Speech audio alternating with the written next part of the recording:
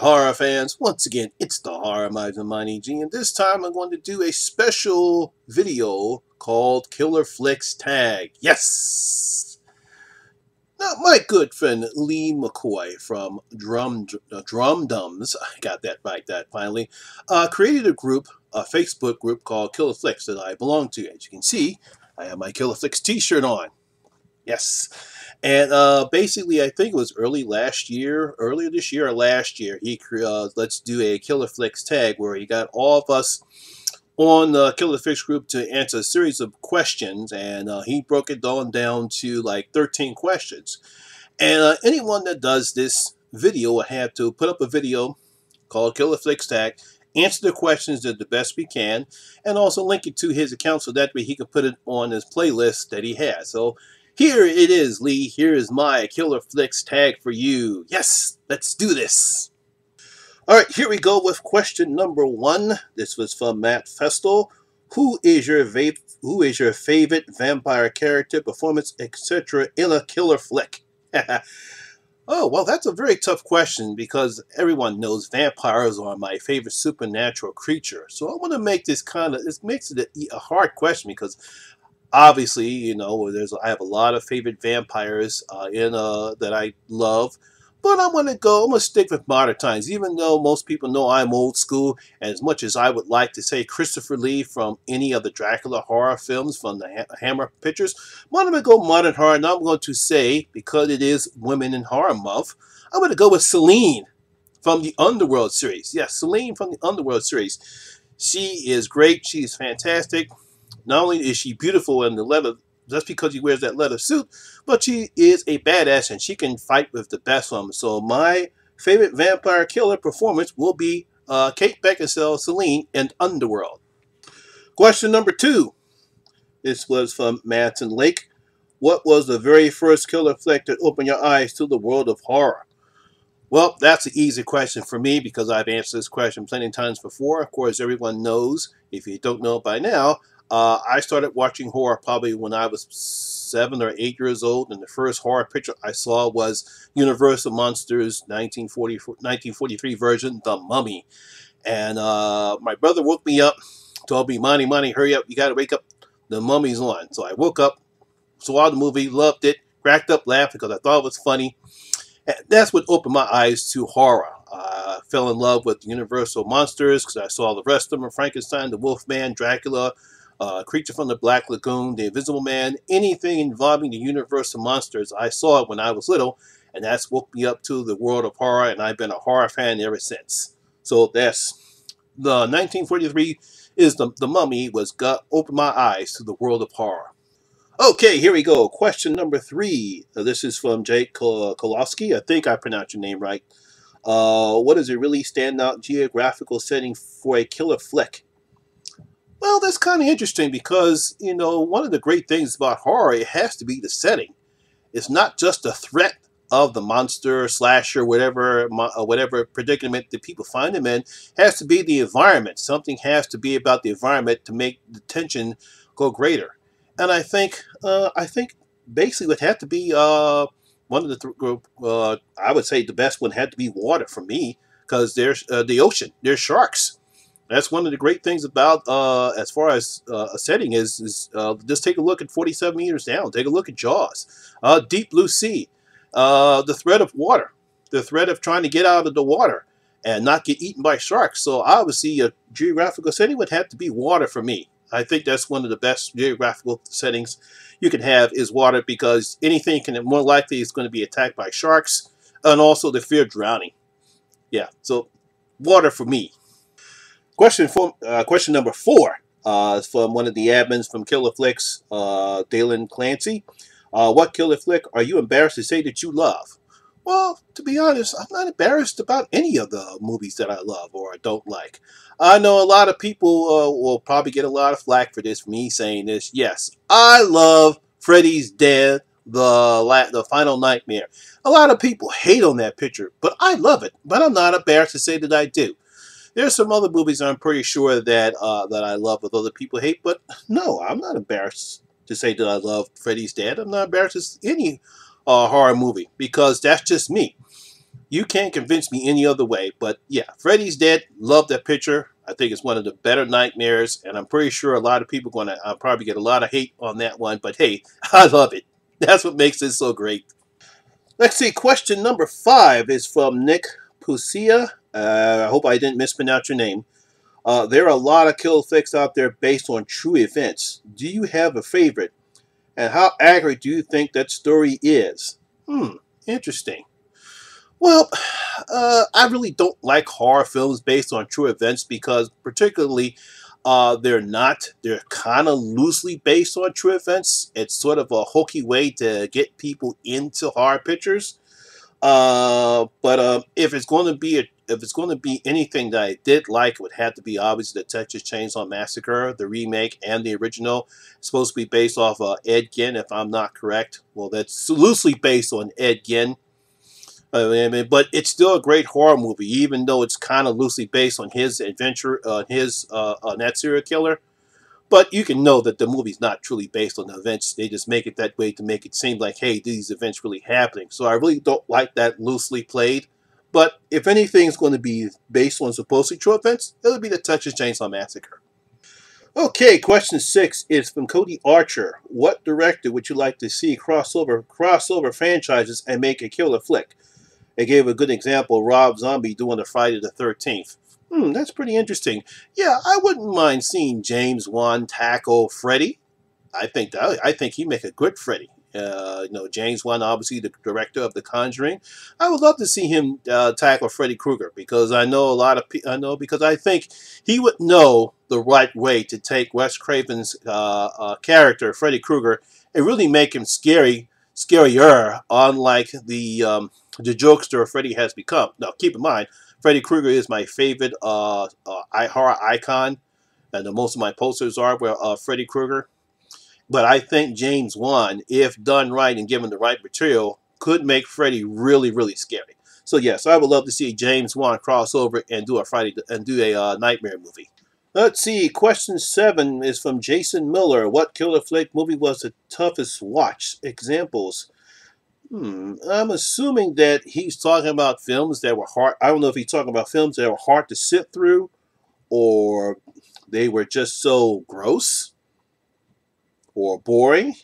I kind of don't get the question, but based upon the examples that he put on here, I would I wouldn't really say none. Really, they're not all horror movies for me are easy to watch. The one that probably will be most difficult, probably for other people, would be Raw. If you want to put down toughest to watch, but I really had not a problem, not a tough time sitting through watch it. But but knowing the material and how authentic and how strong Raw was, yeah, I would say Raw. But like I said, to really answer that question, probably none. But if I were to pick a movie, it would have to be Raw. Let's see, question 8 from my good friend Esther Meeks. Who is your favorite killer flick final girl other than Jamie Lee Curtis? Interesting question, Esther. Yeah, there are a lot of good final girls, but I'm going to go with something totally out there. It would actually be Jane Levy from the Final Dead remake.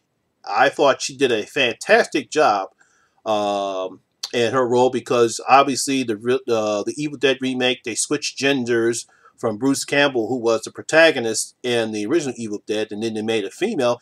And I thought she did a very good job, and I really loved her performance in the Evil Dead. And I'm pretty sure, especially in the final act, that she got drenched in all that blood and still had to make that performance. And I give her a whole bunch of credit for what she had to go through. So Janet Levy, I believe that's what her name is. I pick her for my favorite final girl in a killer flick movie. Question number 9, which is a question I actually asked, and Gabriella Caper also asked, which killer flick scarred you for life? Well, actually none. To be honest. None. None. Zip. Nada. I will say this, though. Now, Jaws never scarred me for life. But keep in mind, after I saw the movie Jaws, I was about maybe 10 or 11 when I saw first Jaws when it came out in the theaters. It's probably like maybe 10 or 11 years old when my mother took me to go see it. Movie did not scare me, but it made me not want to go swim in the ocean ever again. Sorry, will not swim in the ocean because there are sharks there. Even though sharks don't eat humans, but they will bite you. And they can kill you just by biting you. So, yeah, no movie scarred me for life, but after watching Jaws, I will not swim in the ocean. Forget it. Nope, nope, sorry, ain't going to do it. There are sharks in the ocean. And you're talking to a guy that's been on 9 cruises, but I'm on a boat. I have no fear of the boat sinking. But I will not swim in the ocean. So that's how I can answer that. Question number 10. Which killer flick has the most killer soundtrack? This is by Erica Kirchenberg. Oh boy, I know I screwed that one up. Sorry about that, Erica. The killer flick has the most killer soundtrack would have to be Underworld. Oh yeah, yeah, that has a killer soundtrack. I have most of all the songs on my playlist, so definitely no doubt about it. Underworld has a great killer soundtrack. As a matter of fact, I believe almost the first 3 Underworld movies have great, excellent soundtracks. Yeah, Underworld, easy pick for me. Okay, here we go. Question number 11. What is the single greatest kill in a killer flick? DJ Castano. Well, that's very simple. Friday the 13th, Part 7. When Jason takes the girl after he killed the boy, and she tells him, you know, come on, you hunk of a man, come and get me. And Jason goes and pulls her in the sleeping bag, and Lily just beats her head off with a tree. Shit was funny. Yeah, I still laughed about it. I can't help it. I got a morbid sense of humor. That's what everyone tells me. Oh, yeah, definitely best kill ever. Friday the 13th, Part 7. Jason bashes that girl in the sleeping bag's head against a tree. All right, question 12 by Jason Smith. What do you think is the best performance in a killer flick? Best performance in a killer flick. Interesting. That's kind of a tough question to answer, but best performance in a killer flick. I've seen a lot of good movies, and I've seen a lot of good performances. I'm gonna have to go with I can't pronounce his name, but a lot of people might not like this choice. Might have to go with the I think his name is Daniel something from Get Out. Yeah, I'm pretty sure a lot of people are not going to like that, but I really can't think of anybody right now because, of course, that picture is so damn good. I can't get it out of my head. Yeah, but I'm going to have to go with the black guy, Dan something. I can't think of his name right now. I'm pretty sure once I do, it'll come to me just like that. Yeah, but the main actor in Get Out would have to pick him. Question number 13. What killer flick horror location would you like to visit? This is from Justin Adams. Let's see. I would love to go to the actual Bates Motel that they filmed. I wouldn't mind going there if it's. I don't know if it's a center or anything, but yeah, I would love to go there. I would love to see that hotel, that house. Love to see where it was filmed at. I'm pretty sure that if that location was real, oh yeah, I would love to visit that. Yeah, so definitely the house in Psycho. Would love to visit that place. And finally, question 14. This is actually from Deborah Voorhees. Yeah, she actually asked a question for us. So, yeah, Lee was very happy and proud that she was actually asked us the question. And the question is, are there any killers from a killer flick that you sympathize with? And, yeah, there are a lot of, when you look at all the horror icons, and what they are, do you sympathize with anyone? You would think maybe Jason because of the abuse he went through as a child and actually seeing his mother decapitated. Being that his only friend was a mother, you might sympathize with him. You might sympathize with Michael, but the kid's just pure evil, so really nothing to sympathize with. Maybe it's Freddy. I mean, yeah, but he was a pedophile. You're a child murderer. You can't sympathize with that. I would think out of all the killers that I've seen in killer flicks, I would think the one I would actually sympathize would probably be Norman Bates. Yeah, I would definitely sympathize with him, especially after the performance I've seen after the Bates Hotel TV show. I would definitely sympathize with him.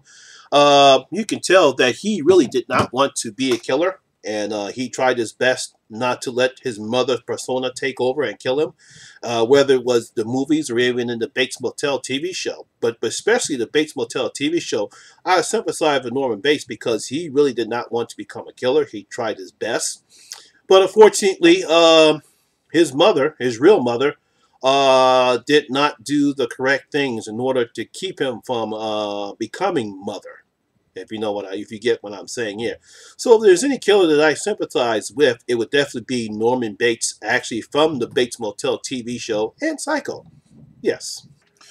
Well, that's it. Those are all the questions that we have right there for the Killer Flicks tag. I'm pretty sure if anyone else who are in the Killer Flicks Facebook, if you want to do a tag, just like Lee said, go on ahead, do the tag. The questions are on the. I'll link all the questions in the comment section, or not the comment section, in the description box. I'll put all the questions there. Make sure you have that there, so that way, if you want to do a tag.